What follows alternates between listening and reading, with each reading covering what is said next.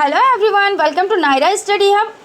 आप सब कैसे हैं? आशा करती हूँ अच्छे होंगे, स्वस्थ होंगे, मस्त होंगे और अपनी पढ़ाई में व्यस्त होंगे। फ्रेंड्स, आज हम लोग देखिए क्या पढ़ेंगे। आज हम लोग पढ़ेंगे वर्ण यानी कि लेटर। उससे पहले हम लोगों ने क्या पढ़ा? उससे पहले हम लोगों ने लेखन के उद्देश्यों को पढ़ा, उसको डिटेल में जाना। उसके बाद लेखन कौशल का महत्व जाना कि लेखन कौशल क्यों ज़रूरी होता है। उसके बाद लेखन संबंधी अशुद्धियों को दूर करने के उपायों को पढ़ा। तो फ्रेंड्स, अगर आप हमारे चैनल पर नए हैं तो चैनल को सब्सक्राइब ज़रूर कर लें और बेल आइकन को भी ज़रूर प्रेस कर दें, जिससे आने वाली वीडियोस आप तक पहुंच सके। तो फ्रेंड्स, चलते हैं। आज का जो टॉपिक है यानी कि वर्ण, हम लोग पढ़ेंगे वर्ण यानी कि लेटर। तो वर्ण का अर्थ, मीनिंग ऑफ लेटर। तो सबसे पहले देख लेते हैं मीनिंग ऑफ लेटर। वर्ण उस मूल ध्वनि को कहते हैं जिसके खंड या टुकड़े नहीं किए जा सकते हैं। कहने का मतलब यह है कि वर्ण किसको कहते हैं?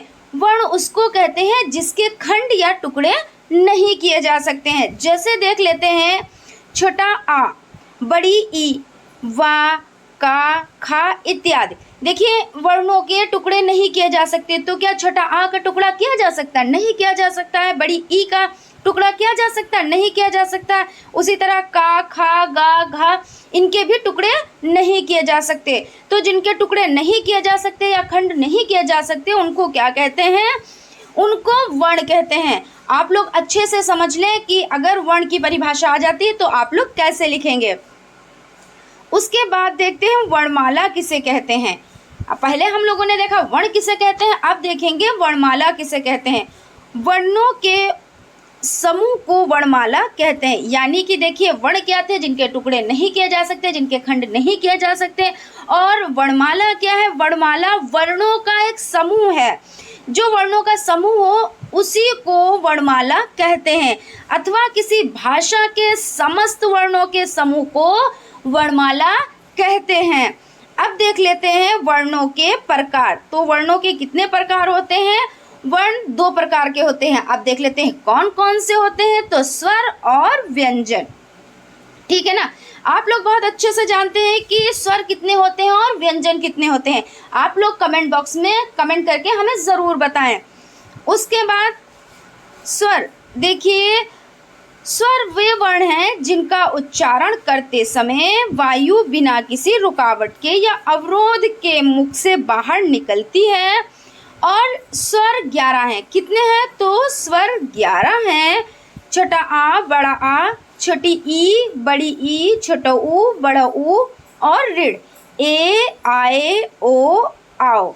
आपके स्वर कितने हो गए? आपके स्वर 11 हो गए। उसके बाद स्वरों के भेदों को देख लेते हैं। तो स्वरों के भेदों में मुखाकृति, क्या? तो मुखाकृति, ओष्ठाकृति और उच्चारण समय और उच्चारण स्थान के आधार पर स्वरों के निम्नांकित भेद हैं। अब इनके भेदों को देख लेते हैं। मुखाकृति के आधार पर स्वरों का वर्गीकरण। तो इसमें हम वर्गीकरण देखते हैं। मुखाकृति के आधार पर स्वरों के निम्न भेद किए जा सकते हैं। देखिए कौन कौन से भेद किए जा सकते हैं। उसमें सबसे पहले देख लेते हैं अग्र स्वर। ये आप लोग बहुत अच्छे से समझिएगा, क्योंकि इसमें क्या होता है, कंफ्यूजन का तो कोई ऐसा मसला है नहीं, लेकिन फिर भी इसमें कुछ लोग कंफ्यूज हो जाते हैं कि अग्र स्वर में कौन कौन से अक्षर आते हैं या पशु स्वर में कौन कौन से अक्षर आते हैं। तो इस तरीके से कंफ्यूजन क्रिएट हो जाती है। तो आप लोग बहुत ही ध्यान से इसको पढ़िएगा, तो आप लोगों के बहुत अच्छे से समझ में आएगा। तो अग्र स्वर, देखिए, जिन स्वरों के उच्चारण में जिह्वा का आगे का भाग सक्रिय रहता है उन्हें अग्र स्वर कहते हैं। जैसे देख लीजिए, छोटा आ, बड़ी ई, छोटी ई, ए और आए। इस तरीके, देखिए, ये जो आपके अक्षर हैं यानी स्वर हैं, तो ये अग्र स्वर कहलाते हैं। और क्यों कहलाते हैं? क्योंकि जो जिह्वा है यानी आपकी ज़बान है, उसका जो आगे का भाग होता है वो सक्रिय, यानी कि सक्रिय मतलब पॉजिटिव रहता है। तो जैसे छोटा आ हो गया, छोटी ई हो गई, बड़ी ई हो गई, ए हो गया और आए हो गया। उसके बाद देख लेते हैं पश्च यानी पीछे। पश्च स्वर देख लेते हैं। जिन स्वरों के उच्चारण में जिह्वा का पिछला भाग सक्रिय रहता है, यानी अब क्या है, उसमें पहले क्या था, उसमें जो आगे का भाग था वो सक्रिय रहता था, अब इसमें क्या है, जो पीछे का भाग है वो सक्रिय रहता है। तो आप लोग इस तरीके से याद रख सकते हैं कि अग्र मतलब आगे की जो जिह्वा का आगे का भाग है, पश्च मतलब पा से पीछे होता है ना, तो पश्च स्वर तो पीछे का जो भाग सक्रिय रहता है। तो इसमें कंफ्यूजन की तो कोई बात ही नहीं, आ से अग्र हो गया यानी आगे, और पा से पश्च हो गया, पा से पीछे। तो बस यही चीज़ आप लोगों को याद रखनी है। तो जिन स्वरों के उच्चारण में जिह्वा का पिछला भाग सक्रिय रहता है उसे क्या कहते हैं, तो उन्हें पश्च स्वर कहते हैं। अब देखिए, जैसे बड़ा आ, छोटा ऊ, बड़ा ऊ, ओ और आओ, ये आपके क्या हो गए, ये पश्च स्वर हो गए। उसके बाद चलते हैं संवृत्त स्वर।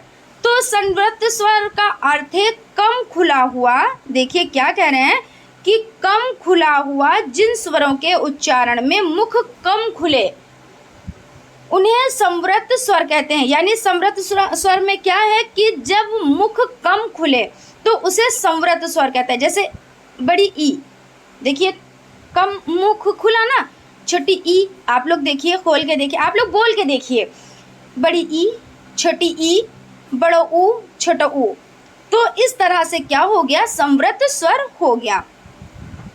उसके बाद अर्ध संवृत्त स्वर, यानी जिन स्वरों के उच्चारण में मुख्य संवृत्त स्वरों से थोड़ा अधिक खुले, यानी अर्ध संवृत्त स्वर मतलब थोड़ा सा अधिक खुले, वे अर्ध संवृत्त स्वर कहलाते हैं। जैसे ए, ओ, देखिए थोड़ा सा ज़्यादा खुला। अब देखिए इसका आप कंपैरिजन करें, छोटी ई, बड़ी ई, छोटा ऊ, बड़ा ऊ, मतलब थोड़ा कम खुला ना, और जब हम ए, ओ, तो मतलब थोड़ा ज़्यादा खुला ना, तो इस तरह से ये क्या हो गया, अर्ध संवृत्त स्वर हो गया। आप लोग इनको बहुत अच्छे से याद रखिएगा। देखिए परिभाषा तो याद रखेंगे ही, प्लस कि कौन कौन से अक्षर कौन कौन से किसमें आते हैं, या अर्ध स्वर यानी अर्ध संवृत्त स्वर में कौन से अक्षर आते हैं, या संवृत्त स्वर में कौन से अक्षर आते हैं, इसमें आप लोग कंफ्यूज मत होइएगा। उसके बाद देखिए विवृत्त स्वर। विवृत का अर्थ है अधिक खुला हुआ भाग। विवृत मतलब विस्तृत, और विस्तृत देखिए वी से विस्तृत होता है, और वी से विवृत हो गया। तो विस्तृत मतलब बड़ा, फैला हुआ, खुला हुआ, ऐसे। तो आप इस मतलब ट्रिक वाइज आप चीज़ें याद करें तो आप लोगों को चीज़ें याद हो जाएंगी, और प्लस याद रहेंगी भी, क्योंकि एग्ज़ाम तक आप लोगों को बहुत अच्छे से याद रहेंगे, और एग्ज़ाम तक क्या आप लोगों को लॉन्ग टाइम तक चीज़ें याद रहेंगी, ठीक है ना। तो विवृत स्वर मतलब विस्तृत, खुला हुआ, अधिक खुला हुआ। जिन स्वरों के उच्चारण में मुख अधिक खुलता है उन्हें क्या कहते हैं, उन्हें विवृत स्वर कहते हैं। जैसे बड़ा आ, जैसे आप बड़ा आ बोलो तो देखो कितना मुंह खुल जाता है ना, तो अधिक खुल जाता है ना, तो ये क्या हो गया, ये विवृत स्वर हो गया। उसके बाद देखिए अर्ध विवृत स्वर। देखिए नाम ही से पता चल जाता है कि इसकी डिफिनेशन क्या होगी। तो विवृत से थोड़ा कम और अर्ध संवृत से थोड़ा अधिक, क्योंकि ये अर्ध विवृत है तो क्या है, अर्ध संवृत से थोड़ा अधिक मुख खुलने पर जिन स्वरों का उच्चारण होता है उन्हें अर्ध विवृत स्वर कहते। जैसे ए, देखिए बड़ा आ जब आपने बोला तो मुंह कितना खुल गया, आप खोल के देखें। देखिए आप जब पढ़ें तो आप ऐसे मतलब ऐसा लगे कि हाँ हम सीख रहे हैं, चीज़ों को सीख रहे हैं। तो अब जैसे आप बड़ा आ बोले तो बड़ा आ, देखिए मुंह खुल गया ना। उसके बाद जब ए आपने कहा तो देखिए बड़ा आ की अपेक्षा ए बोलने में, आए बोलने में थोड़ा मुख कम खुला, तो ये क्या हो गया, ये अर्ध विवृत स्वर हो गया। अब देख लेते हैं, देखिए औष्ठाकृति के आधार पर स्तरों का यानी स्वरों का वर्गीकरण क्या है। देखिए ये स्वर है, यहाँ पे ता बन गया। औष्ठाकृति के आधार पर स्वरों का वर्गीकरण। तो औष्ठाकृति के आधार पर स्वरों के निम्न दो भेद किए जा सकते हैं। कितने भेद किए जा सकते हैं, तो दो भेद किए जा सकते हैं। देखिए कौन कौन से भेद किए जा सकते हैं। तो फर्स्ट नंबर पर है आपका वृत्ताकार स्वर। तो ये किस में आते हैं? देखिए ये ओष्ठाकृति के आधार पर स्वरों का वर्गीकरण है, ठीक है ना। तो आप लोग ध्यान रखिएगा, वृत्ताकार स्वर, इनके उच्चारण में होठों का आकार गोल हो जाता है। देखिए वृत्ता मतलब क्या होता है? वृत्त मतलब देखिए सर्किल होता है ना, तो जब गोल हो जाता है मतलब गोल हो जाता है। जैसे ऊ, जैसे ऊ आप बोले तो होठे देखिए गोल हो गई ना आपकी, बड़ा ऊ तो तब भी गोल हो गई। ओ, आओ, देखिए गोल हो जाते हैं ना, आप बोल के देखें। तो इस तरीके से क्या हो गया? वृत्ताकार स्वर।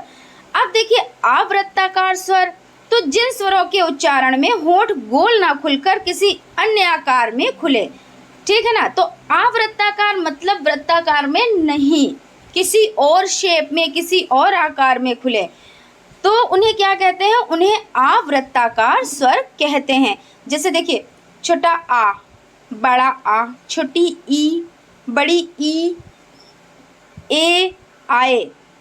अब देखिए ये किसी और शेप में खुला, तो इसका क्या हो गया मतलब? इसका मतलब हो गया अवृत्ताकार स्वर ये हैं, ठीक है ना। उम्मीद करती हूँ आप लोगों को बहुत अच्छे से समझ में आ गया होगा। फ्रेंड्स, अगर आप लोगों को वीडियो अच्छी लगे तो प्लीज़ एक लाइक ज़रूर कर दें, और अगर आप हमारे चैनल पर नए हैं तो चैनल को सब्सक्राइब ज़रूर कर दें और बेल आइकन को भी ज़रूर प्रेस कर दें। और फ्रेंड्स, कम से कम आप अपने 5 फ्रेंड्स में तो वीडियो ज़रूर शेयर कर दें, क्योंकि देखिए क्या होता है, कभी कभी जो फ्रेंड्स आप लोगों के होते हैं उन तक चीज़ें पहुंच नहीं पाती हैं, नोटिफिकेशन नहीं पहुंच पाता है, तो वो उन लोगों को लाभ नहीं प्राप्त हो पाता है। इसलिए आप लोगों से गुजारिश है, यानी रिक्वेस्ट है कि आप लोग अपने कम से कम 5 फ्रेंड्स में वीडियो ज़रूर शेयर कर दिया कीजिए, जिससे उनको भी बेनिफिट मिल सके।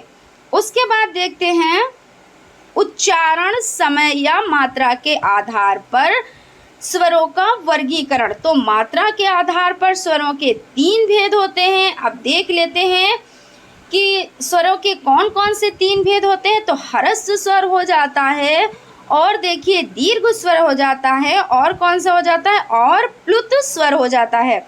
तो हम इनको समझ लेते हैं। सबसे पहले हम ह्रस्व स्वर समझते हैं।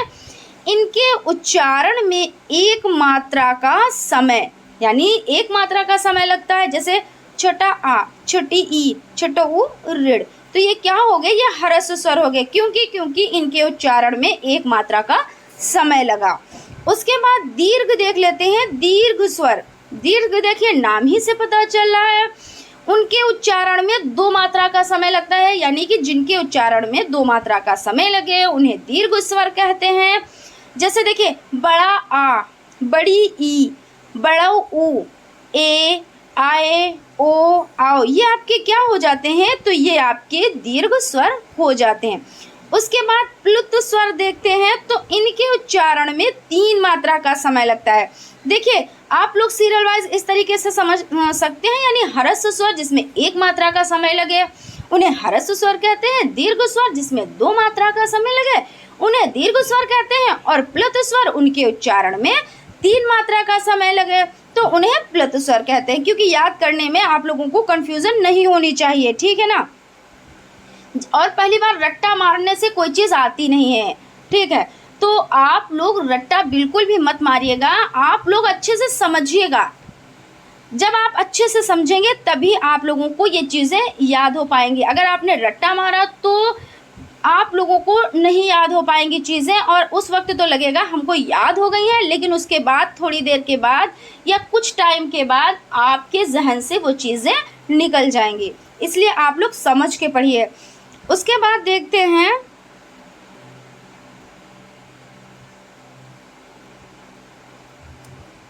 उच्चारण स्थान के आधार पर स्वरों का वर्गीकरण। इसमें कौन कौन से आते हैं? तो इसमें अनुनासिक स्वर, जिन स्वरों के उच्चारण में ध्वनि मुख के साथ साथ नासिक द्वार से बाहर निकलती है उन्हें क्या कहते हैं? उन्हें अनुनासिक स्वर कहते हैं। यानी यहाँ पे क्या कह रहे हैं कि जो मुख से तो स्वर निकलते हैं, लेकिन जैसे कोई चीज़ हम बोलते हैं ऐसा लगता है देखिए नाक से, यानी नासिक से ये वर्ड निकल रहा है। तो इस तरीके से क्या होता है? उन्हें अनुनासिक स्वर कहते हैं। और जिन स्वरों में देखिए निर्नुनासिक स्वर, ये वे स्वर हैं जिनकी उच्चारण ध्वनि केवल मुख से निकलती है, तो उन्हें क्या कहते हैं? उन्हें निरनुनासिक स्वर कहते हैं। तो फ्रेंड्स, हम लोगों ने देखिए क्या क्या आज पढ़ा, इस पे देखिए देख लेते हैं थोड़ा सा इसको। हम लोगों ने वर्ण का अर्थ पढ़ा, उसके बाद वर्णमाला पढ़ी, वर्णमाला के बाद वर्णों के प्रकार, स्वर कितने होते हैं? 11 होते हैं, और व्यंजन कितने होते हैं? तो आप लोग कमेंट बॉक्स में कमेंट करके हमें ज़रूर बताएं। स्वरों के भेद हम लोगों ने पढ़ा, उसमें कौन कौन से पढ़े? उसमें मुखाकृति के आधार पर स्वरों का वर्गीकरण किया, और उसके बाद हम लोगों ने देखिए क्या पढ़ा, हम लोगों ने ओष्ठाकृति के आधार पर स्वरों का वर्गीकरण किया डिटेल में, और उसके बाद उच्चारण समय या मात्रा के आधार पर स्वरों का वर्गीकरण किया। उसके बाद उच्चारण स्थान के आधार पर स्वरों का वर्गीकरण, अनुनासिक स्वर और निरनुनासिक स्वर, इनको हम लोगों ने पढ़ा। तो फ्रेंड्स, आज यहीं तक। आप लोगों को हमारी वीडियो कैसी लगी प्लीज़ कमेंट ज़रूर करें, हमारे चैनल को लाइक करें, सब्सक्राइब करें और बेल आइकन को भी ज़रूर प्रेस कर दें, जिससे आने वाली वीडियोस आप तक पहुंच सके। देखिए फ्रेंड्स, आपकी 4th सेमेस्टर में आरंभिक स्तर पर भाषा के पठन, लेखन एवं गणितीय क्षमता का विकास, ये सब्जेक्ट क्यों रखा गया? क्योंकि बच्चों को क्या आना चाहिए? बच्चों को हिंदी बहुत ही अच्छे तरीके से आनी चाहिए और गणित बहुत ही अच्छे तरीके से। अगर बच्चों को दो कितने होते हैं, 4 होते हैं, यही नहीं पता है, या घर का नॉर्मल हिसाब ही नहीं लगा पाते हैं, और तो वो हमारे जो आने वाला भविष्य, क्योंकि आज के जो बच्चे हैं वो कल के भविष्य हैं।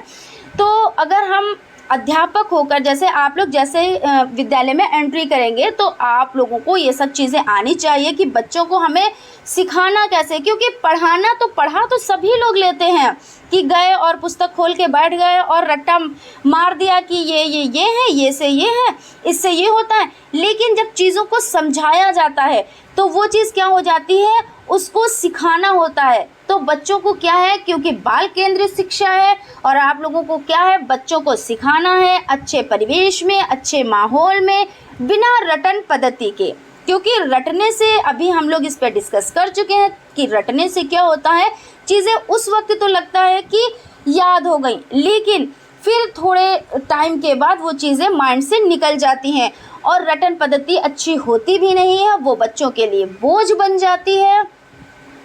इसलिए बच्चों को हमें अच्छे से सिखाना चाहिए, समझाना चाहिए, खेल खेल में सिखाना चाहिए। तो बस इस सब्जेक्ट में यही सारी चीज़ें हैं, और आप लोग अच्छे से इसको समझिए, और बहुत ही स्मूथली तरीके से ये चीज़ें आप लोगों को समझ में आती चली जाएंगी, क्योंकि आप जब सीरियल वाइज वीडियोस देखेंगे तो आप लोगों को बहुत अच्छे से ये सब चीज़ें समझ में आ जाएंगी, और उम्मीद करती हूँ उसी तरीके से आप बच्चों को भी समझाएंगे। तो फ्रेंड्स, आज यहीं तक।